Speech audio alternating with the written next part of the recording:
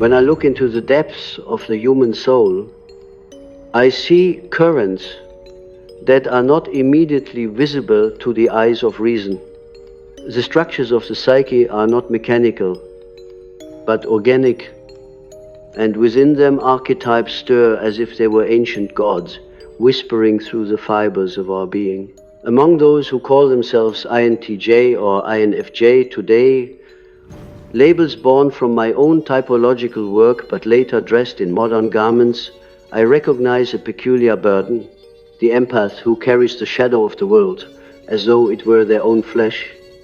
This is no small matter, for such individuals often live as thresholds between the seen and unseen, between the rational order of thought and the wild storm of feeling that comes unbidden from the unconscious.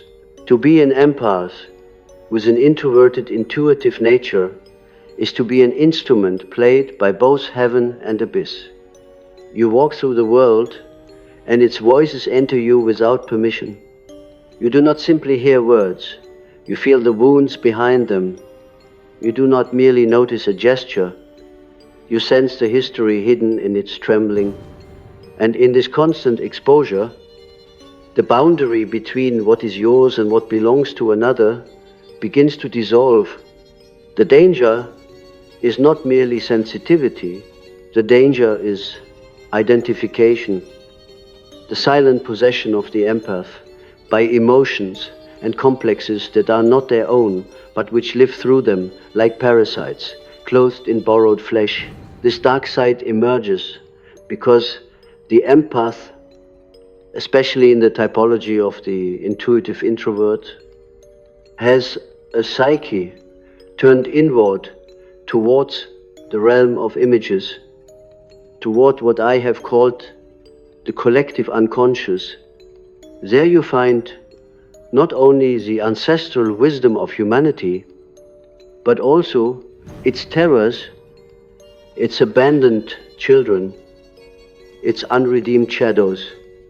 The empath does not only listen to people in the present moment, they resonate with the unspoken archetypes that animate those people. When a friend confides in them, the empath feels not only the words, but the myth behind the words, the betrayal of Judas, the loneliness of the abandoned child, the yearning of Orpheus searching for Eurydice. Every human story awakens an ancient story, and the empath, without realizing, begins to live inside these myths as if they were their own. This is why so many of you who claim such a nature confess to exhaustion, to the feeling of carrying burdens too heavy for one life. The truth is that you are carrying more than one life. You are carrying fragments of many, spirits of unrecognized stories, energies that seek expression through your porous soul. The modern world, with its worship of individualism, tells you to set boundaries, but such advice remains shallow if you do not first understand the archetypal structure at work. For how can one set boundaries against the flood of the collective unconscious? How can you raise walls against the ocean? You must first recognize that the ocean is not meant to drown you, but to reveal what lies beneath the surface of your own depths. Let me speak plainly. The dark side of the empathic INTJ or INFJ is that your shadow is not only personal but amplified by the shadows of others. In every empathic encounter, you risk becoming a mirror so polished that you forget you have a face of your own. You adopt moods that are not yours, values that are foreign, even guilt that belongs to another. You live in a perpetual state of projection and introjection, losing the center of gravity that should anchor you in the self. This is why, despite your intelligence and capacity for foresight, you often find yourself entangled in relationships that drain your vitality. You thought you were loving, but in truth, you were possessed by the archetype of the healer, the redeemer, the savior, compelled to give what was never asked of you and resentful when it is not returned. The empath believes they are compassionate, but in the unconscious there is another story there. The archetype of the wounded healer, Chiron, the immortal who cannot heal himself, plays its endless drama. You feel the pain of others because you secretly believe that healing them will redeem your own inner wound. But this wound is ancient. It is the wound of separation, the exile from the primordial unity of the psyche. You cannot redeem yourself by carrying the pain of the world, for the world does not ask for saviors, it asks for individuals who can confront their own shadows without fleeing. The empath's dark side is precisely this refusal to confront their own wound, choosing instead to submerge in the suffering of others as if that were virtue. The introverted intuitive mind, especially in the INTJ and INFJ patterns, has another tendency that deepens this darkness. It seeks patterns, meanings, and hidden laws behind every gesture of existence. You are not content with surfaces. You must find the symbolic meaning, the archetypal resonance, the cosmic purpose. This is both your gift and your peril. For when an empath joins this intuitive hunger, every pain you feel in another becomes a riddle to solve, a myth to decode, a prophecy to interpret. And so you are drawn deeper and deeper into labyrinths that are not yours, until you forget the thread of Ariadne that would guide you back to your own soul. Consider a dream, for dreams reveal the structure of the unconscious. Imagine an empath who dreams of walking through a forest at night. They hear cries from the trees, children, animals, voices of the lost. They rush from one shadow to another, trying to soothe, to rescue, to embrace, but with every cry they attend to, another cry arises deeper in the woods, and soon the dreamer realizes that the forest has no end, and the cries will never cease. At last they look down at their hands and see they are covered in blood, though they never remember being wounded. This dream, though symbolic, is the psychic reality of the empath. The cries are the endless projections of suffering they attract. The blood is the cost of losing their own center. The dark side is not the forest itself, but the belief that one must forever wander in it as savior, forgetting that the task was never to rescue the forest, but to wake from the dream. When I say these things, I do not intend despair. I speak with the gravity of one who knows that every light casts a shadow, and every archetype that offers power also conceals danger. The empath's light is sensitivity, intuition, compassion, but the shadow is enmeshment, exhaustion, possession. To live as an empath of the introverted intuitive kind is to live with the tension of opposites, and the solution is never to repress one side but to integrate both. You must not banish your empathy, but neither must you allow it to consume yourself. Here lies the mystical secret. The emotions you absorb are not accidents. They are invitations. They are mirrors showing you the hidden chambers of your own unconscious. When you feel the despair of another, it awakens the despair you have disowned. When you feel their rage, it stirs the dragon sleeping in your own basement. If you resist, you become possessed. If you accept, you integrate. In this way, the empath's dark side becomes their path to individuation. For they learn to recognize that the world's emotions are keys that unlock their own forgotten rooms. But beware, individuation is not sentimentality. It is not the naive declaration that we are all one, as the spiritualists say, without recognizing that unity is forged through fire. Individuation is confrontation with the shadow, with the alien, with the terrifying fact that within you lives not only saint but murderer, not only healer but vampire. The empath's greatest peril is denial of this fact, hiding in the illusion of perpetual goodness. But the world does not need angels who pretend. The world needs individuals who can stand in the tension of light and darkness, acknowledging the demonic forces within without collapsing into them.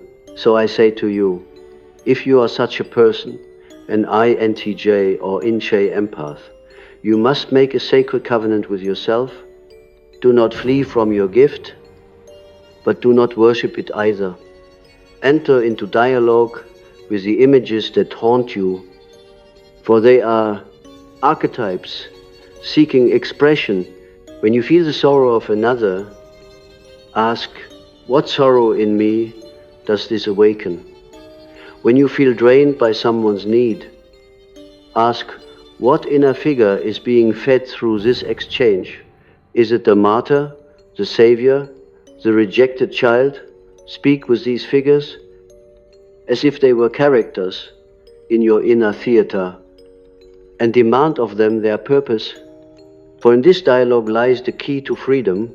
The dark side of the empath is not an enemy to be slain.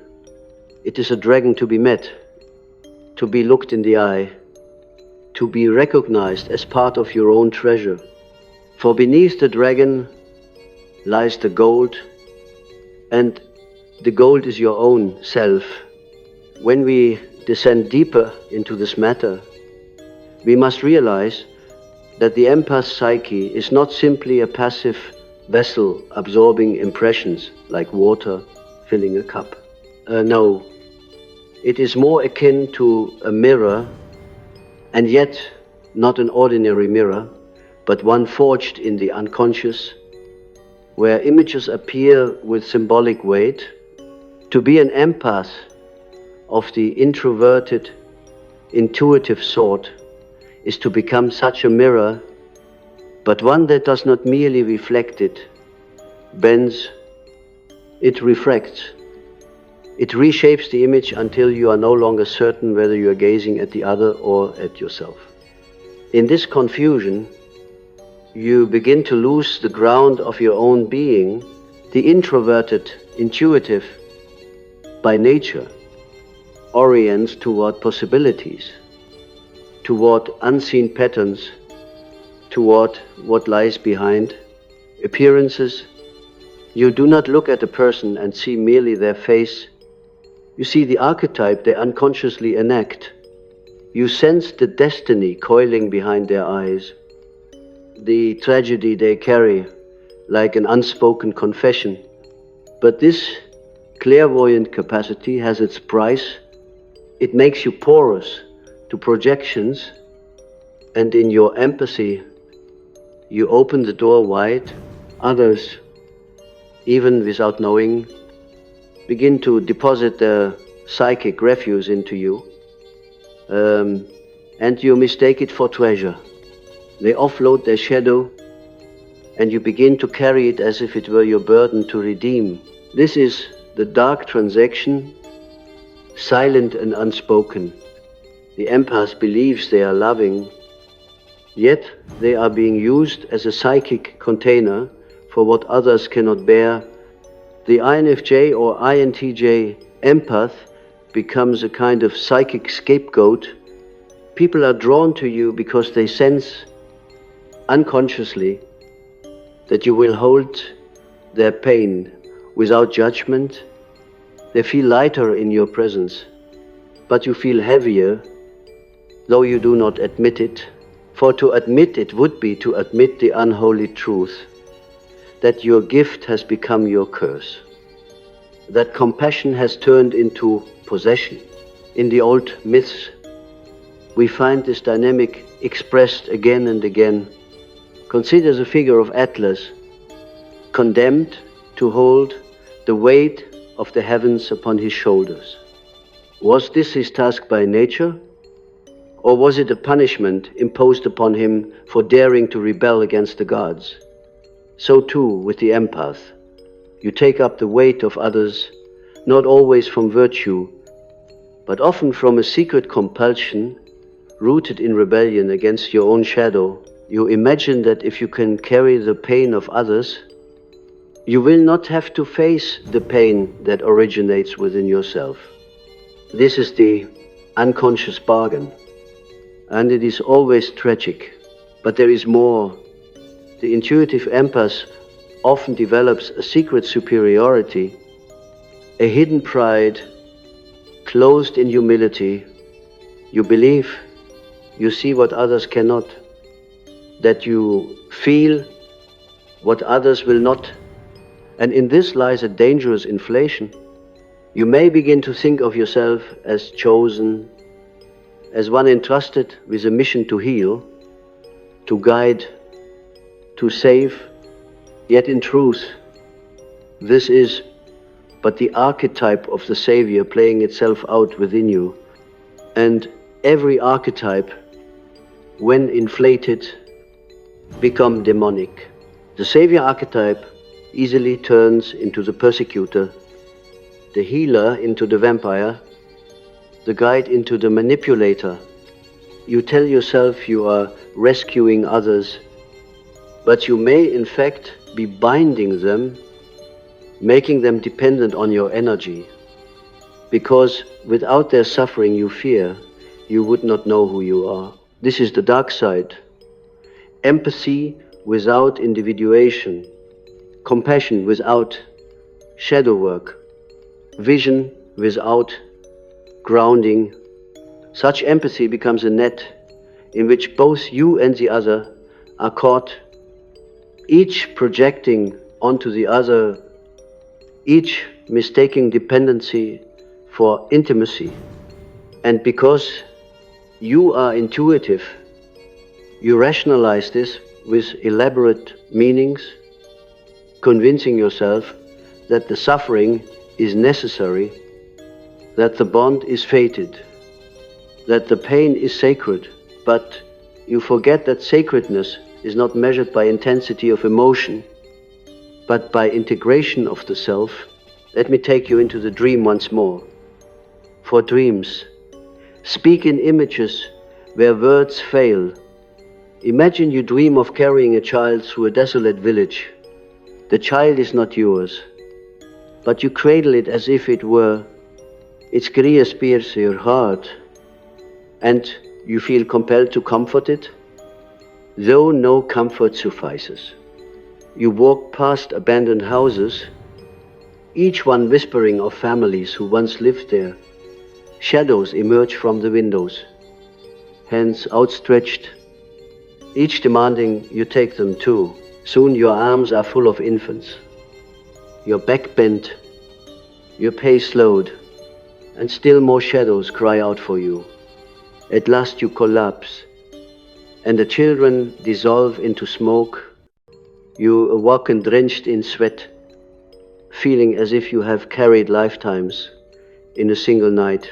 This is the psychic dream of the empath. You carry what is not yours, mistaking duty for destiny, compassion for compulsion, and the collapse is inevitable for no one can carry the shadows of the entire village. The wisdom lies not in refusing the child, but in discerning which child belongs to you. For the archetype of the orphan lives in all of us, and when it appears in others, it awakens our own abandoned child. To know this is to shift from possession to integration, from enmeshment to individuation. But I warn you, this path is not for the faint of heart. To face your own shadow is to admit that you are not purely the healer, not merely the compassionate one, not only the visionary. You're also cruel, selfish, resentful, manipulative. You, too, are capable of betrayal. The empath resists this admission, for it shatters the image of being special, of being set apart by virtue.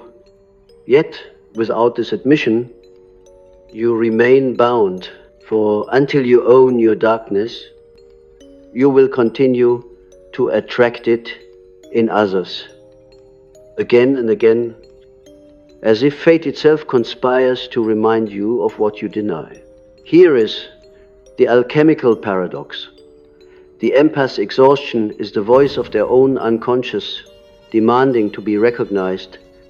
Every time you feel drained by another, it is your psyche saying, "This energy is not theirs, it is yours." Split off, projected, unknown. To reclaim it, you must enter the underworld, as Inanna descended, as Orpheus did.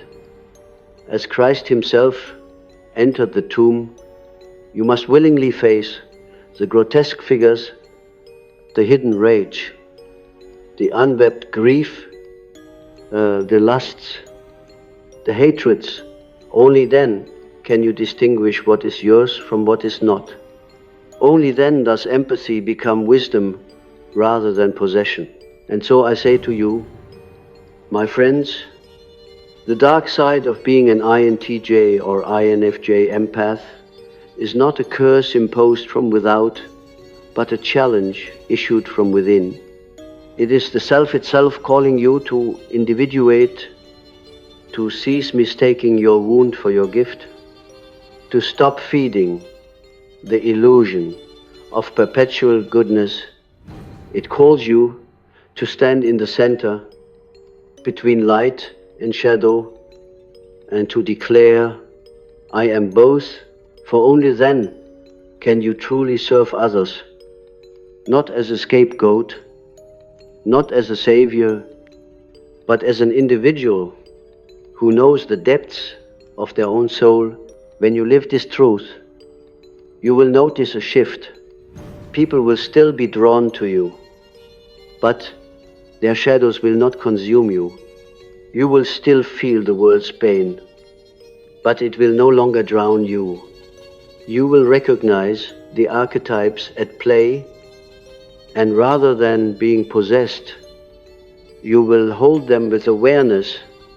You will see the wounded child in another, and instead of carrying it, you will bow to it, honor it, but keep it where it belongs. You will know that every projection is also a mirror, and you will use it to deepen your own journey, not to escape it. This is the beginning of freedom. And this freedom is not the denial of empathy, but its transfiguration. Empathy becomes no longer a compulsion, but a choice.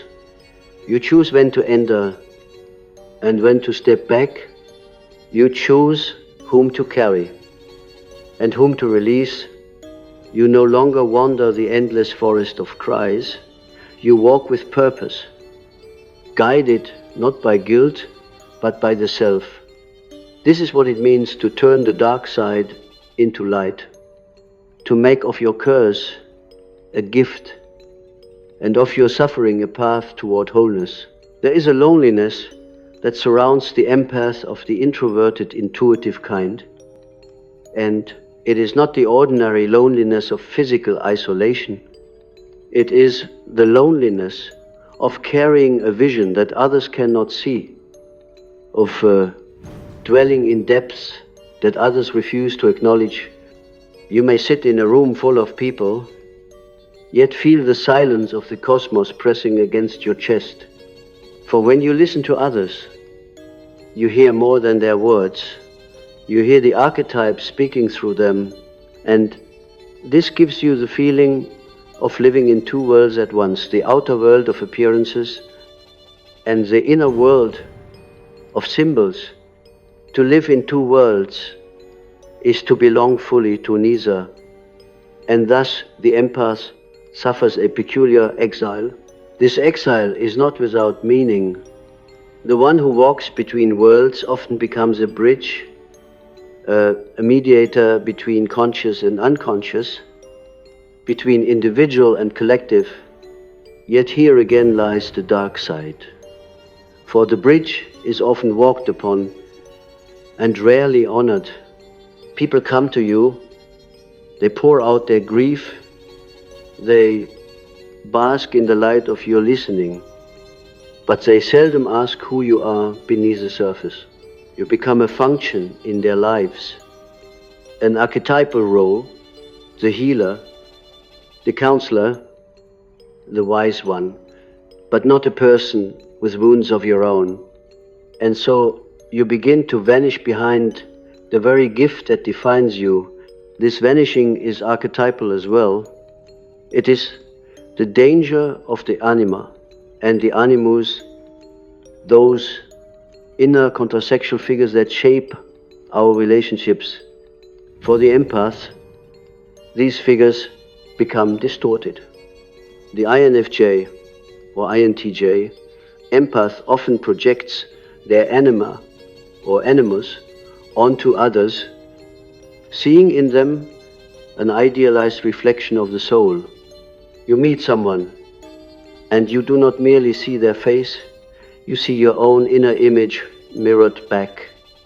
You fall not in love with the person, but with the archetype they awaken, and because you are empathic, you give yourself to this bond completely, forgetting that it is built upon projection. The relationship then becomes a mirror game where both of you project and neither truly sees. Here is where the suffering deepens, because when the projection breaks, as it always does, you are left with emptiness, with disillusionment. You thought you had found a soul companion, but in truth, you had only met your own inner figure reflected outward. And in the aftermath, you turn your empathy against yourself, blaming your sensitivity, cursing your openness, thinking you have been betrayed. But it was not betrayal by another, it was the betrayal of the unconscious, demanding that you recognize the anima or animus within rather than seeking it outside. This is the dark gift of solitude. The empath must learn to turn inward, to face the inner figures directly, rather than chasing them in others. You must ask yourself, what is this longing I project onto the other? What is this image I see in their eyes? Where does it live in me? If you can bear the solitude long enough, you will find that the anima, or animus, is not an enemy, but a guide, a psychopomp leading you toward the self. But if you refuse, if you keep seeking outward, you will repeat the pattern endlessly, binding yourself to relationships that drain, that confuse, that break. It is no accident that many empaths tell me they feel cursed in love. The curse is not external, it is archetypal. You are caught in the myth of Narcissus and Echo. You listen so deeply to the voices of others that you become echo, repeating what you hear but losing your own voice. And in your longing, you seek a narcissus, someone who reflects your ideal, your inner image. But Narcissus is always absorbed in his own reflection, and he will not return your gaze. The tragedy of Echo is that she fades until only her voice remains. And so too, the empath risks fading until only the echo of others fills their being. But what is the way forward? It is not to deny your empathy, nor to harden your heart. That path only leads to bitterness. The way is through, into the shadow, into the archetypes themselves.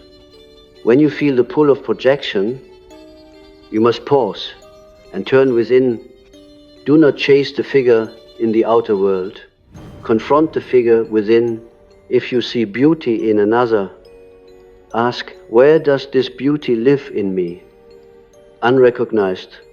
If you see pain, ask, what part of me cries with the same voice?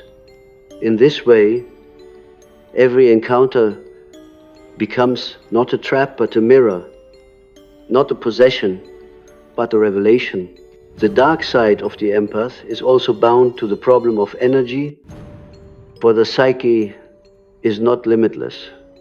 The introverted intuitive is easily fatigued, for your energy flows inward into the vastness of images and patterns that rise unbidden, to then extend outward, to absorb the suffering of others, is to deplete your reserves until you are left barren. This barrenness manifests as depression, as apathy, as the sense of being detached from life. And here, too, the unconscious speaks. Depression is not merely an illness. It is a demand of the soul for renewal. It is the refusal of the unconscious to allow you to go on living a lie. When the empath collapses in exhaustion, it is because the psyche has said, enough, you must turn inward and reclaim your own life. I recall a patient who embodied this truth. She was an empathic woman, always tending to others, always listening, always giving. She came to me in despair, saying she felt hollow, that she no longer knew who she was. In her dreams, she saw herself walking through a church where candles burned out one by one until she stood in darkness. When we explored the dream, it became clear that each candle was a piece of her energy given away, burned for others, until none remained for herself. The dream was not condemning her compassion, but warning her that compassion without self-care becomes self-destruction. She had to learn to relight her own flame, to tend her own inner altar, before she could offer light to others. This is the task of the empath, to guard your flame as sacred, not to let it be extinguished in the name of false virtue. There's also a mystical dimension here. The empath often believes that by absorbing the pain of others, they are serving some cosmic purpose, that their suffering redeems something in the collective. And indeed, this has a grain of truth. For the empath touches archetypal patterns that extend beyond the individual. Yet if you mistake this archetypal resonance for personal destiny, you will be crushed by it. The archetypes are vast, immense, beyond the scope of one human life. To imagine that you can carry them alone is inflation. Hubris, the correct posture, is humility. To recognize that you touch these forces, but you are not them. You are a vessel but you must remain human. The dark side appears whenever you confuse yourself with the archetype. If you believe you are the savior, you will be crucified by your own illusion. If you believe you are the healer, you will be consumed by the wounds you cannot close. If you believe you are the prophet, you will be blinded by your visions. But if you remember that you are human, that you too are wounded, that you too need healing, then the archetypes become allies rather than demons. They speak through you, but they do not possess you. They guide, but they do not enslave. I must emphasize, the empath's task is not to renounce the world, nor to surrender to it, but to walk the middle path of individuation, to know the world's pain, yet not drown in it, to love, yet not dissolve, to see, yet not inflate. This requires discipline, discernment, and above all, courage. For to be an empath is to live in a storm of psychic forces, and without an anchor, you will be swept away. The anchor is the self, the center that holds all opposites in balance. To find this center, you must turn inward, confront the shadow, integrate the anima and animus, and above all, accept that you are both light and darkness. When you begin to live from this center, everything changes. Relationships no longer drain you, for you no longer confuse projection with reality. Solitude no longer terrifies you, for you find companionship in the inner figures of your own psyche. The world's pain no longer crushes you, for you recognize it as part of the great drama of humanity, not as a burden you must carry alone. And your empathy becomes purified, not the empathy of compulsion, but the empathy of choice, of strength, of wisdom. This is the transmutation, the alchemy of the dark side. To take the poison of enmeshment and transform it into the gold of individuation, to take the wound of over-identification and turn it into the gift of vision, to take the loneliness of exile and reveal it as the solitude of the mystic. This is what the world needs. Not empaths who are broken, drained, lost, but empaths who have faced their shadow and emerged whole. And now, as we move toward the conclusion of this long descent, let me remind you that everything we have spoken of is not a condemnation, but a revelation. The dark side of the empath, especially one shaped in the mold of the introverted intuitive, is not a defect in need of eradication. It is the other face of the same coin, the necessary shadow that gives depth to the gift of sensitivity. To deny it would be to remain naive. To float in illusions, to confront it, is to awaken, to step into the fullness of your own soul. The empath's challenge is the same challenge faced by every human being who seeks individuation. How to live in tension without fleeing into extremes. Most people escape the tension by repressing sensitivity, by armoring themselves against the unconscious.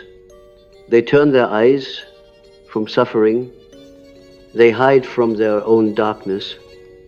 They drown their questions in distraction. But the empath cannot. The empath has been born with a thinner veil, and the voices of the unconscious penetrate like arrows. You are asked to endure what others refuse to notice. This is both agony and privilege. Agony, because you cannot escape it. privilege, because it grants you access to depths where gold is hidden, but this gold is not given freely. You must wrestle for it. As Jacob wrestled with the angel through the night, you must wrestle with projections, with shadows, with your own illusions. You must bear solitude. You must let go of the archetype of savior. You must renounce the temptation of inflation. These sacrifices are the price of the treasure, and only those willing to pay can discover the self. There is an alchemical image that expresses this transformation, the nigredo, the blackening. In alchemy, this is the first stage when matter is reduced to chaos, to darkness, to decay.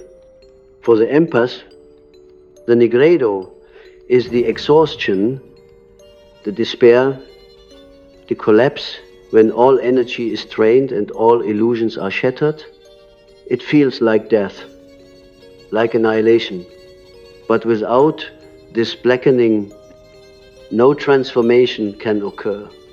From the nigredo comes the albedo, the whitening, the dawning of awareness. Then the rubedo, the reddening, the birth of wholeness.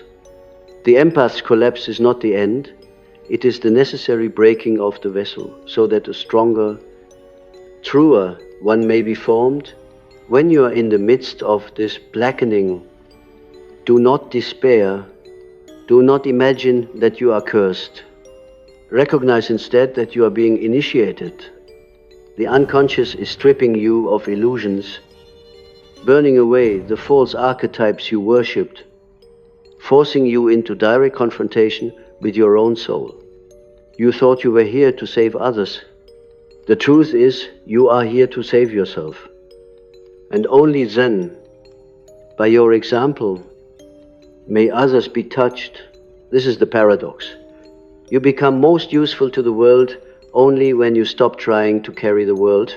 And in this awakening, empathy itself changes. It ceases to be the compulsive absorption of others' pain. It becomes a clear seeing, a recognition, a capacity to witness without being consumed.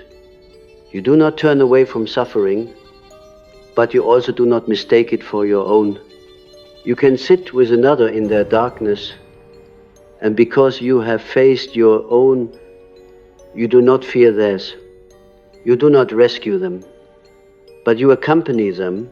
You do not absorb their shadow, but you reflect it back, so they may see what they carry. This is empathy transfigured into wisdom. At this stage, you also begin to recognize that the archetypes which once possessed you are not demons, but guides. The wounded healer is no longer a curse, but a reminder that your wound is your teacher.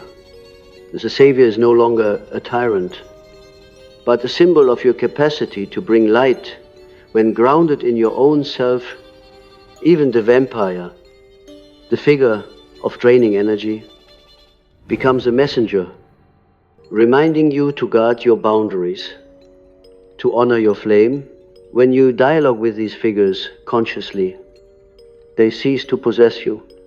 They become part of your inner council, voices in the parliament of the psyche, and you, from the center, become the mediator who holds them in balance. Let us return, then, to the forest of the dream.